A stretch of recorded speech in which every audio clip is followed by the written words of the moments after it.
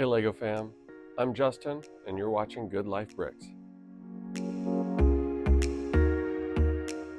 Thanks for joining me today. I'm excited to do today's review of LEGO Star Wars Set 75394, the Imperial Star Destroyer from 2024.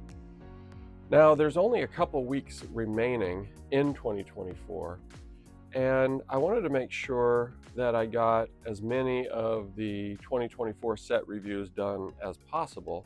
And there are going to be some that I'm not going to be able to get to, and we'll do those in 2025. But I wanted to make sure that we take a look at this iconic set, the Imperial Star Destroyer. So please don't forget to like the video if you enjoy it, and don't forget to subscribe to the channel. And let's go ahead and dig in. LEGO Star Wars Set 75394 was released August 1st of 2024, and it's still available today. It came with 1,555 pieces and 7 minifigures, 5 of which are unique to this set only, and cost $159.99. The Imperial Star Destroyer is an iconic set, and surprisingly, this is only the second one that I've owned.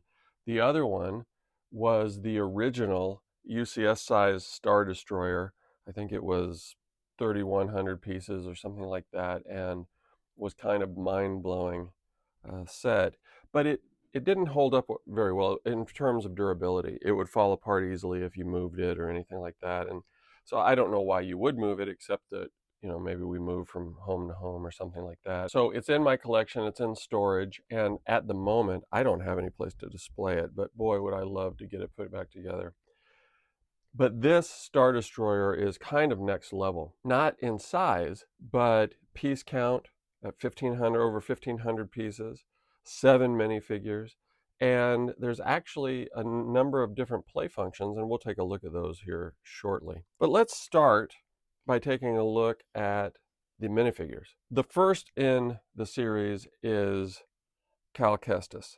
I think it's important to note that Cal Kestis has kind of a more recent history in Star Wars. There were 2 Jedi games that came out in recent years, Jedi Fallen Order and Jedi Survivor, and Cal Kestis was the star of both of those and is a pretty formidable Jedi. This is a good minifigure. I think it was a surprise for a lot of people, and a lot of people who played the game were really excited that he was included. And he is a 25th anniversary collectible, and so doesn't go with the Star Destroyer, but it was a good set for him to be released with. This is a good minifigure, already a valuable minifigure, and is one of those final 25th anniversary collections. Next is the Imperial Navy Trooper, and he is unique to this set.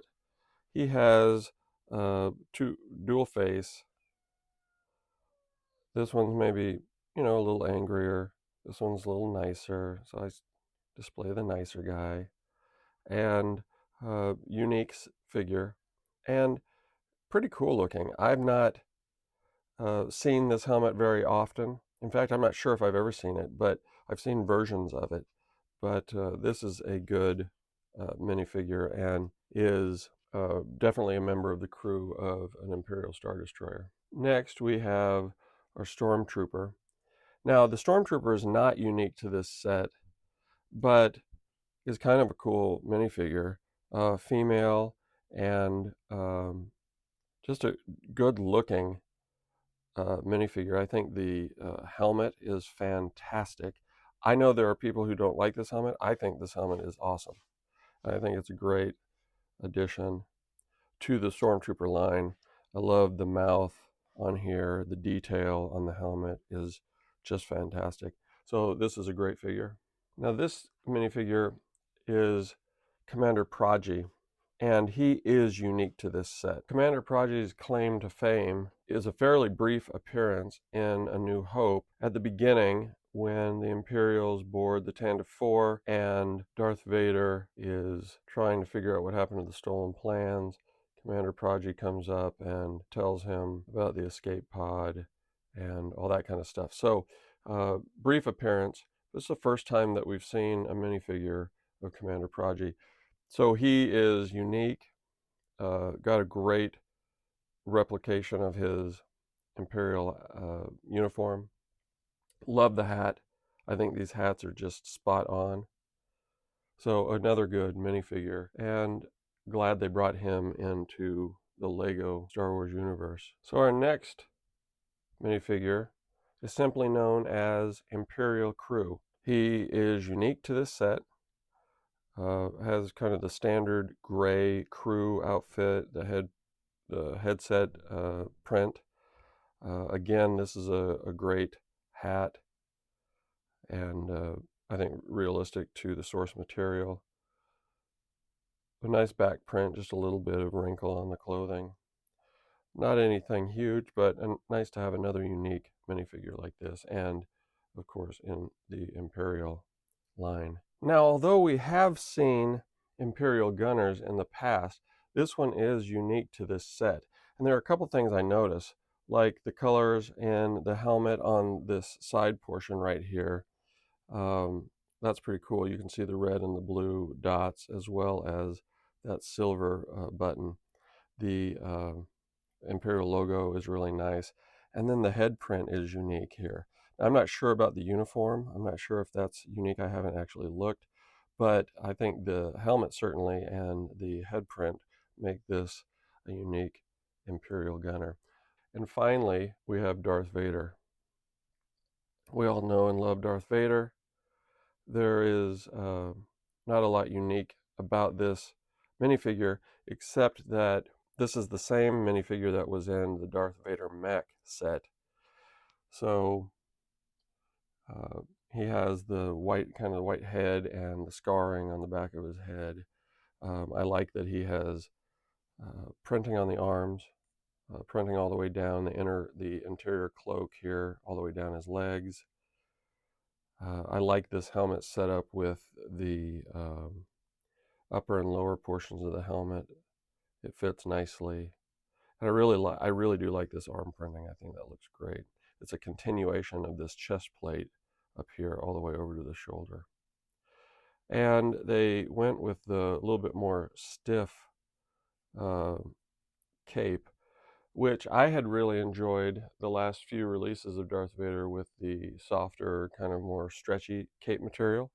But this one isn't as stiff as the old one, so maybe it's something a little bit newer. That's 7 fantastic minifigures, and I think these are all great additions. Nice to have Cal Kestis, and the rest of the crew just makes a ton of sense on an Imperial Star Destroyer. Now let's take a look at the Star Destroyer itself. This is kind of a unique build. From this angle, it looks probably much bigger than it is, but I wanted to show a few things. You can see the missile launchers right here, and they're controlled by these little buttons, so you can push that and it fires, and same with that one.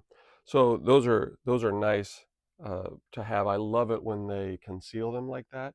It just makes it look really, really nice. The other thing that's pretty cool about this build is the hidden handle. So you can pick it up. It's fairly well balanced, and you can get a good look all the way around the ship. I love the back end of this, the engine with the thrust here on these 3 main engines. And you've got the upper and lowers here, but that's a really, really nice look. I like how they did this. This is very creative with these little clips, and then this piece that just fits there sideways. So you can see the bottom portion that would usually be pressed down onto other bricks. But look at all the detail back there. A lot of the Technic is hidden, but you can still see glimpses of it, and that's pretty cool. Another thing that we have here is this hidden compartment for storage of different things. I have the extra missiles in there, but there's room for you to put other things in there if you wanted to store weapons or what have you. And that's nice. One other thing while we're back here, this Technic setup here, look here at these guns. As you push and pull that, these guns move all in unison. I think that's great. I know they've done it before in other sets, even other Star Destroyers, but I love this touch. I think moving 8 guns independently when you're playing, I mean, it's part of the fun, right? Is it that much fun? I don't know, but this is a great setup, and I loved building this. I thought it was a lot of fun. It really made this set stand out for me. I had not built something quite like that in the way that this was built. You see here, as you look up at the bridge, you can see the window sticker. I think there are a few stickers. I think that's the only sticker we see on the outside, but all of these familiar components of the bridge and all the greebling that they've done throughout to add character and shape to this ship. I like how it looks out here. You can see Technic pins here, and we'll get to that in just a second. But one of the things that's cool about this ship is to access the inside, you simply slide away the upper deck portion, and then you fold open the ship, and now you get a really nice inside view. So as we look inside, there are several cool things here. Notice the screen back here. Clear stickers applied to a fairly large piece of plastic that is meant to resemble glass, and you've got some great detail and data there. You've got a hologram table that shows a battle or something in progress. Here you've got a medical bay area. There's a syringe there. There's Bacta, it looks like, in there as medication of some kind. You've got a gun rack here with a couple of weapons. We have a computer screen here, the terminals, and then one over here on this side, a little station here with a handheld tablet that's just stuck there, and maybe a coffee mug of some kind, or a mug for some kind of drink.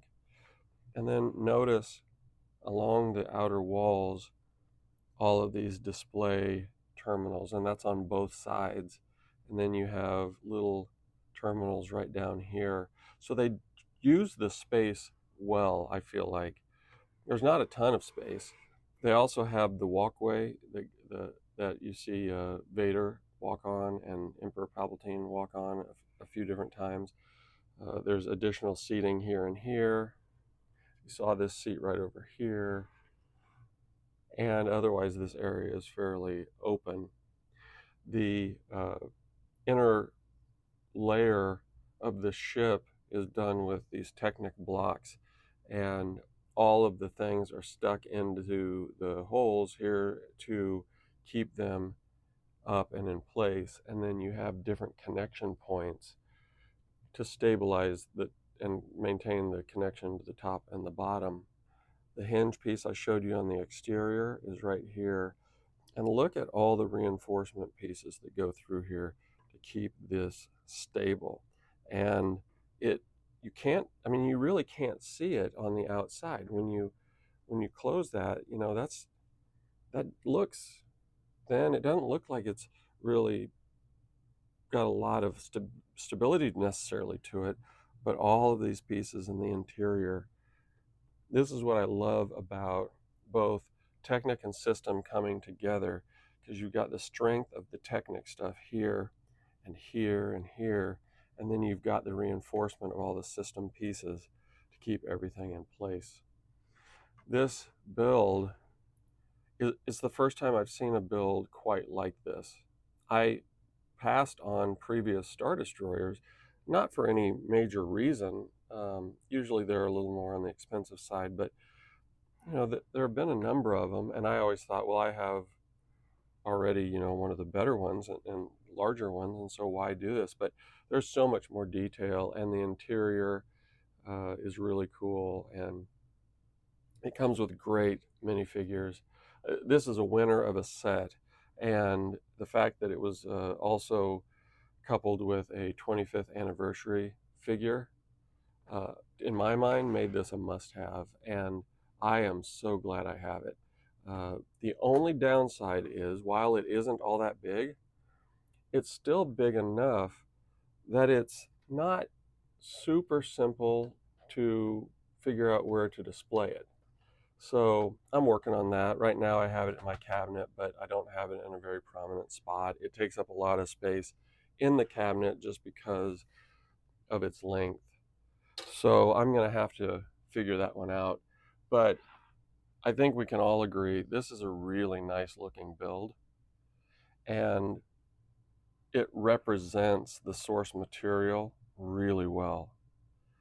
I think this is probably the best looking that I've seen, and a lot of it is because they hid the handles away.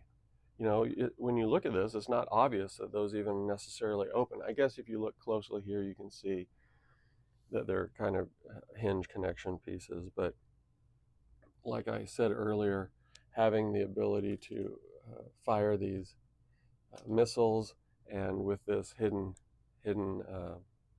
launcher system, just really well thought out, very detailed, very intricate, and a very, very nice set. So there you go. That's the review of LEGO Star Wars set 75394, the Imperial Star Destroyer from 2024. I love it. I think it's a great set. I think this is a set that everyone should consider. It's a fun set to build. It was not repetitive. It's got a great line of minifigures, a detailed Darth Vader, Cal Kestis, the first time we've ever seen him, and four other of these guys are all unique. So remember that most of the time when you get a unique minifigure in a set, it enhances the value of that minifigure, unless it's a low cost set. On higher cost set, it certainly drives up the price of those minifigures. So that's something to look for. When you're a collector like myself, your goal is kind of to get everything, and I don't need every single LEGO Star Wars set. I'm not a fan of everything out there, but this is a high quality, very, very nice set. It's smaller, and I think that surprises a lot of people, but it's as detailed a LEGO Star Destroyer as I've ever seen. It's more detailed than the first one that I got from early 2000s. So LEGO has figured out how to do a lot with a smaller footprint and still use a lot of pieces, over 1,550 pieces in this set. I think it's a great value at $160, 7 minifigures, 1,555 pieces. It's well worth it. And so it'll be around for a little while, but I would encourage you to take a look. Plenty of play features, lots of cool stuff to do, and I really like it. So I hope you liked the review. I hope you enjoyed what you saw today, and I hope you at least consider taking a look at it. I hope this was helpful. If it was, would you do me a favor and hit the like button, please? And then if you would also hit the subscribe button for me, you'll never miss any content that way, and it'll help my channel a lot. Thanks for being a part of this journey with me, and I look forward to seeing you soon.